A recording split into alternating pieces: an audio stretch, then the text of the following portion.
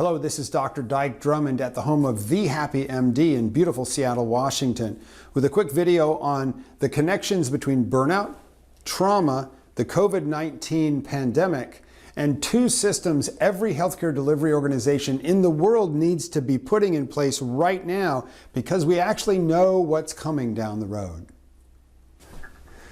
A healthcare workplace is a unique work environment. Everybody there has stood at one point in time at what I call the light worker's fork in the road. Each of us stood at a place where we had a choice to make. You could go into healthcare or you could do pretty much anything else. And all of us chose to go into healthcare, to be a helper, a healer, a light worker. We chose to ally our professional life in service to the forces of light in the universe as they battle the forces of darkness, illness, suffering, death, dying, and family members' crazed attempts to deal with those things. And because we're also there at the most traumatic and difficult point in other people's lives, it's also very common to become traumatized in either the training process or the practice of your craft wherever you sit on the care team. That's normal. Burnout, trauma, are normal complications of being a light worker in the first place. And before the pandemic even started, burnout rates were 40 to 50% in American physicians and just as high in other members of the care team, nurses, nurse practitioners, PAs. Everybody's stressed by the work that we do. And then along comes the COVID-19 pandemic, a once-in-a-century true disaster, where big pieces of the healthcare delivery system were overwhelmed and swamped, sometimes repeatedly. Multiple deaths today, multiple people being traumatized, the workers, the families, even the ancillary staff. What I want you to know is we understand, although you may not have seen this before, we understand the human emotional response to disaster better than you might think. I don't know if you remember, but think back to when you learned about Kubler-Ross's stages of adjusting to the death and dying process. Remember when you heard the stages of Kubler-Ross? It sort of gave you a structure to understand that, and you said, yeah, that makes sense. Well, there's actually 6 phases of the human emotional response to disaster. We know this from the disaster research from government agencies responding to disasters like tornadoes and hurricanes and such. Let me share this with you, all 6 phases. I think you'll be able to find yourself on this graph. And let me tell you too, there's 2 things all healthcare organizations need to be putting in place right now because we know what's coming in stage 6. Ready? Here's the graph. So here you go. It's called the Zenin and Myers, after the researchers who developed it, Zenin and Myers, 6 phases of the human emotional response to disaster. And if you look, it's got a vertical axis, it's got a horizontal axis. Vertical is your emotional state, higher is positive, lower is more negative, and the horizontal axis is time. This goes from before the disaster hits, especially if you have a pre-warning, all the way to complete recovery of your emotional state after the disaster. Let's just go through each of the phases one at a time and describe what's going on and show you where they are in the graph. The first phase is called pre-disaster. That's where you know something's coming and you're bracing for impact, you're preparing, laying in supplies, and in some cases you actually end up in a hurry up and wait mode. Phase number 2 is the impact phase. That's where wham, the disaster hits, and it is met with shock and panic and disbelief and attempts at self-preservation. We circle the wagons and attempt to ride out the impact. Phase number 3 is called the heroic phase, where our adrenaline rises and we gain together strength and clarity and cooperation. All hands are on deck in the emergency response. And if there was a dramatic impact at the start of the disaster, this is where you reconnect with your fellow survivors and friends and family. You can see who's survived with you. Stage number 4 is the honeymoon phase. That's where you first begin to wrap your brain around the scope of the disaster. Survivors and the emergency responders bond with each other, but the impact is starting to creep in around the edges even despite the cooperation and camaraderie of the emergency response. Number 5 is the disillusionment phase. This is where the true impact of the disaster and the things and people that you lost begin to sink in. You realize you are never going to be made whole again. You realize who has been lost and the economic wreckage.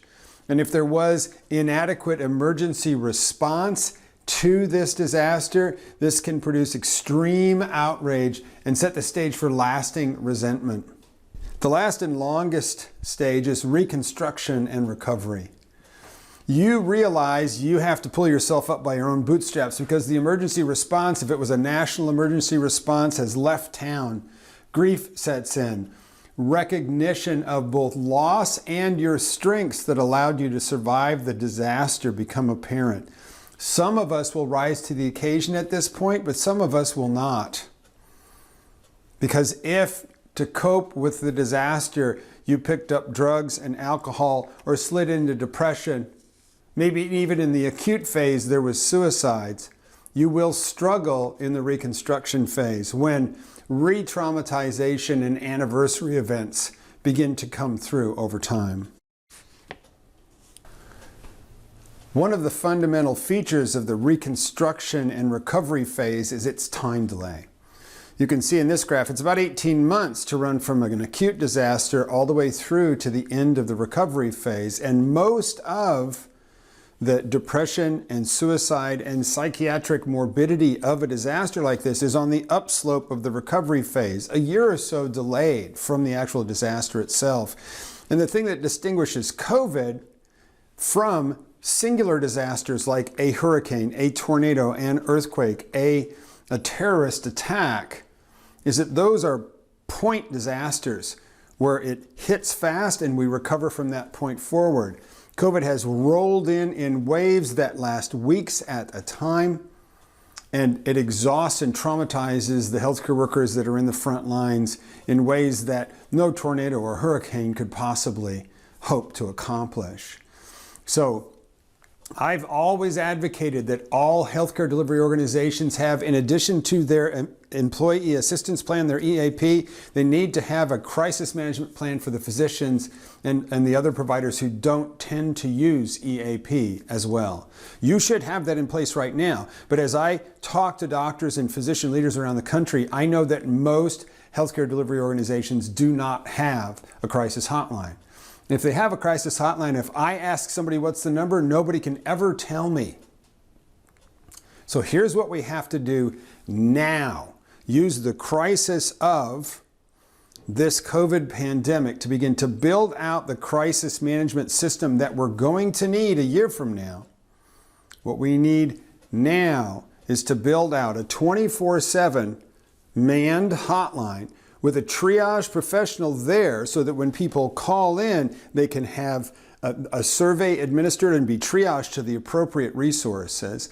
And we have to have a complete awareness plan of how to refer into the program. And I would love it to be completely practical. So for instance, whatever your hotline is, print that number on a whole bunch of business cards.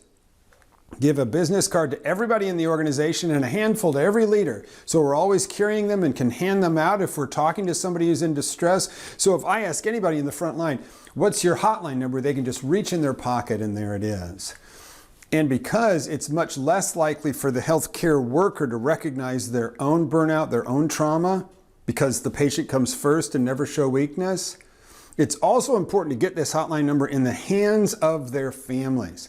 And the best way I know of to do that is with a little refrigerator magnet. It's the same size as the business card, but you send it to the home address to the significant other, spouse, partner of the healthcare worker so that they have it on their refrigerator at home. Because your spouse or partner is more likely to call to get you help than you are to call for yourself. Everybody has to be taught how to refer into the program. And behind the crisis hotline, there should be a whole network of healthcare professionals to take care of the people that come through the hotline number. Now, this is typically covered for rank and file employees in the Employee Assistance Program, EAP, but I'll tell you, doctors don't use that. So we need to create a parallel system for the physicians. And then another thing that has to happen is this. We have to begin to normalize the conversation around stress, stress management, burnout, getting help, depression, suicidal ideation. We have to let people know that in times like these, you must take care of yourself first. It's no good having you depressed and suicidal and struggling to continue to show up and take care of patients because you simply can't give what you ain't got. And when the masks come down in the airplane, who puts their mask on first? Yes, it's you. We have to teach people that asking for help is not a sign of weakness. Asking for help is what we expect, and we're here to have your back and take care of you if you need help right now. So please, use this current crisis to build out a crisis intervention program so that 12 to 18 months from now, we're prepared and everybody knows the number and how to refer into it. Now, how do we know this is going to happen? Well, if you look at the SARS epidemic in Toronto in 2003, 2004, compared to the COVID crisis here, where we're at this point in time, as I'm filming this, at 300,000 deaths, the SARS epidemic in Toronto was only 450 people who died, but they tracked the staff of the hospitals in the wake of that disaster and saw this delayed depression, suicide, and other psychiatric morbidities a year later. So please, if you don't have a crisis intervention program with a 24-hour hotline, or if you have one and you don't know the number, please commit to taking an action step in the wake of this video. Who do you need to show this video to in your leadership team to get this process started? How about this? Who do you need to reach out to on your work team who's obviously struggling to show them that you have their back and ask if you can help support them? How can we come together as work teams, as light workers, to take care of each other in this crisis? And how can we build a system to do that down the road when things are going to be even more desperate? So that's it for now. Please do something to raise awareness in your organization now that you've seen this video. And my fingers are crossed. I'm praying that the pandemic we're in the midst of right now does slacken by the end of 2020 into 2021 so that we can get some breathing space, get the vaccines on board, reach herd immunity, and get out of this long, dark tunnel. That's it for now. Till I see you in another training video, keep breathing, stay safe, and have a great rest of your day.